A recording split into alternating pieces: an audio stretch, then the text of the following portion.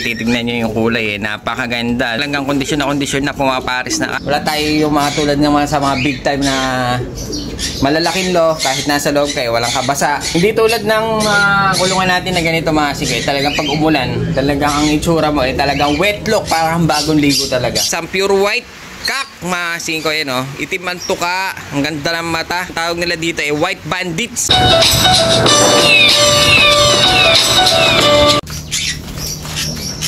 Kung mapapansin nyo mga singko, tignan nyo ang dami natin dito plastic. Dahil, ayun meron pa tayong tarapan.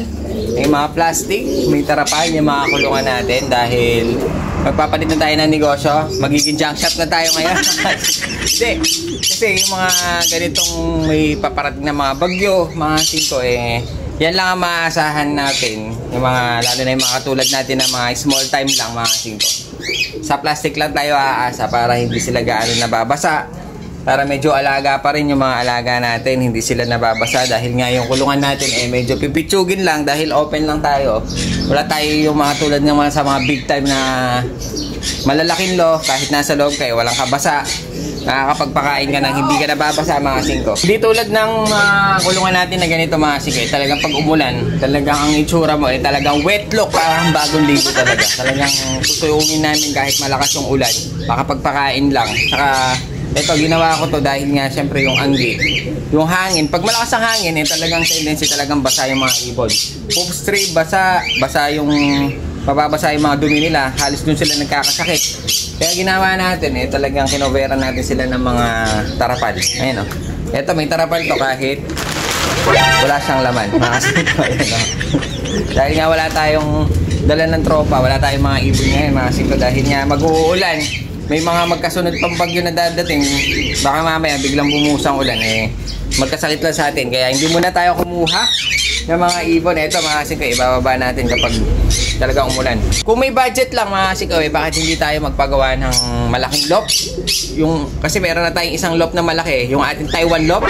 Sa rooftop pa yan pang big time. Kasi meron tayong dyan hindi tayo nababasa doon mga singko. Meron tayong waiting area na napakalapat. Talagang kahit 5 tao, hindi mababasa doon.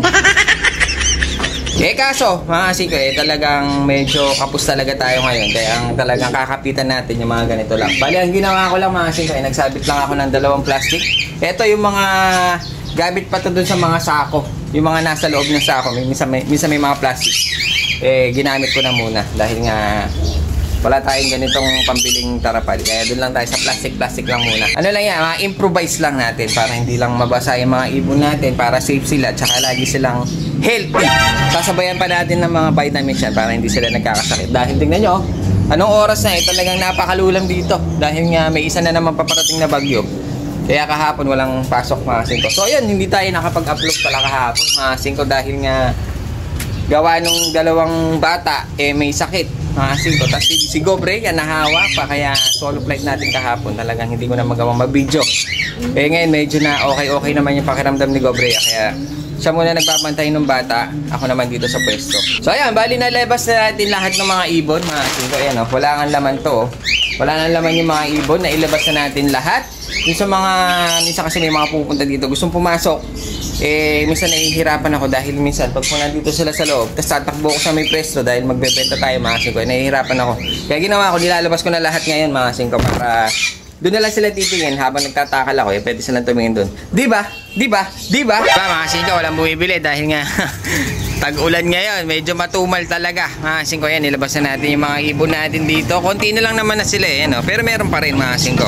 Ang maganda dyan, dito na lang sila titingin, hindi na tayo mahihirapan na patakbo-takbo sa loob pag nandun sila sa loob na tumitingin. Kaya nilabas na natin lahat ng mga ibon. Ang mahirap dyan mga singko, talagang ganitong panahon, minsan yung mga ibon natin, lulungkutin. Buti na lang, lagi tayong nagbabitamins dito kahit sa mga pwesto. Kaya medyo healthy pa rin yung mga ibon natin dito. So yun, kaya kailangan nyo ng mga pangontra talaga ng sakit. Buti na lang dito sa atin kompleto. Mga singko, meron tayong probiotics, pampataas ng immune, meron tayong mga garlic oil, pang binder nyo. Kung gagamit kayo, kompleto yan mga singko. Meron tayong pink mineral. Meron tayo dito mga B-Pure na pwede nyo gamitin.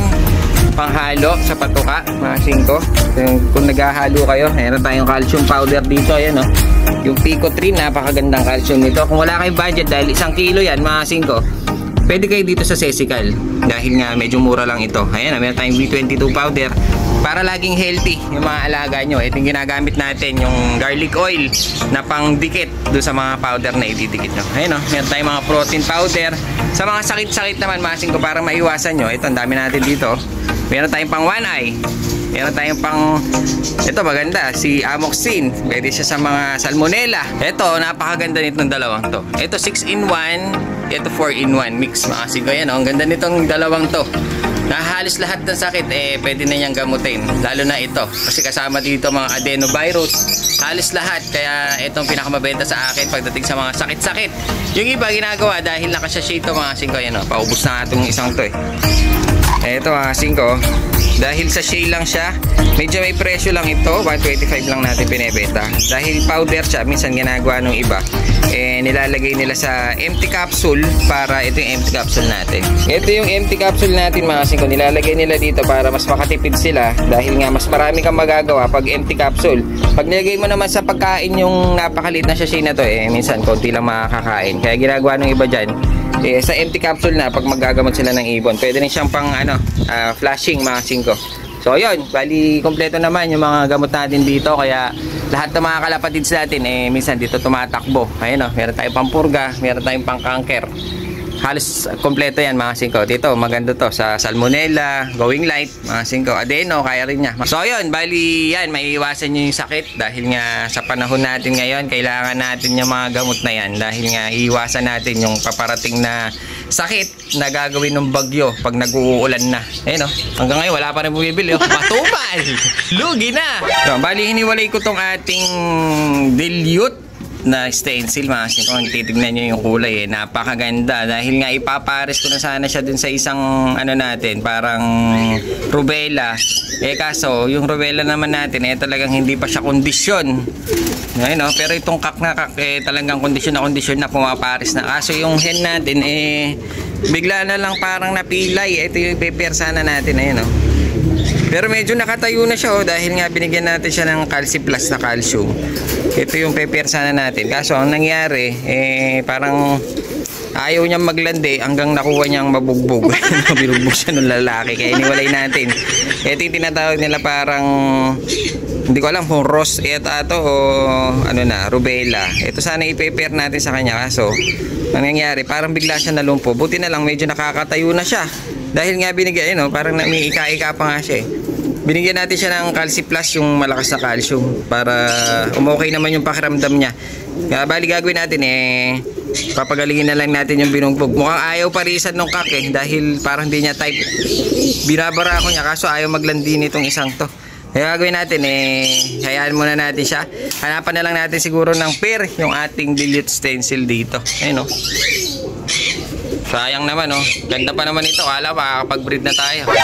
Pero dito sa ating stencil na isa, mga singko, hawiin natin yung mga plastic. Ito nagpisa na siya. Kaso namatay yung isa.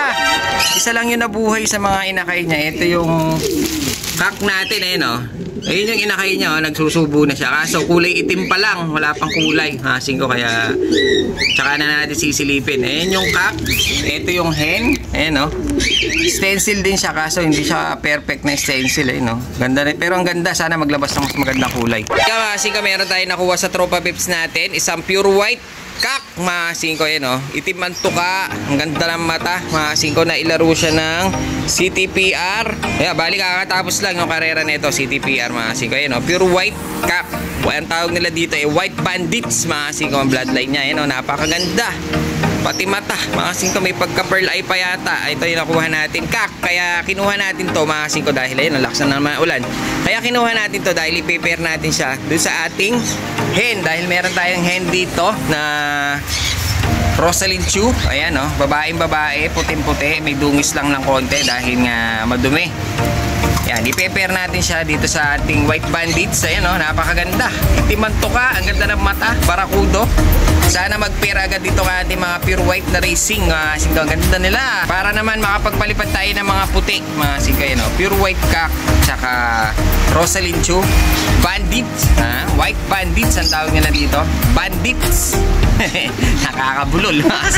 Eh, lumalakas na naman ng ulan dito, kaya nakasilong lang tayo dito sa space natin na yero dahil pag lumagpas tayo talagang basa na tayo. So yun, sana mag-pair yung nakuha natin sa Tropa Pips natin. Bali naka naka CTPR na nailaro, white cock, tsaka yun yung pair niya. Ito naman yung hen natin mga singko. Ang ganda rin ng mata niya, hindi siya bull eye. Ayan, ito naman yung Rosalyn Chu natin, Louis Chu.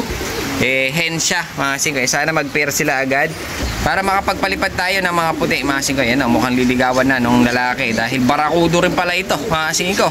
Mukhang madali niya mape-pair itong ating white na to. Ayun, ang ganda nila. Pure white racing, white bandits.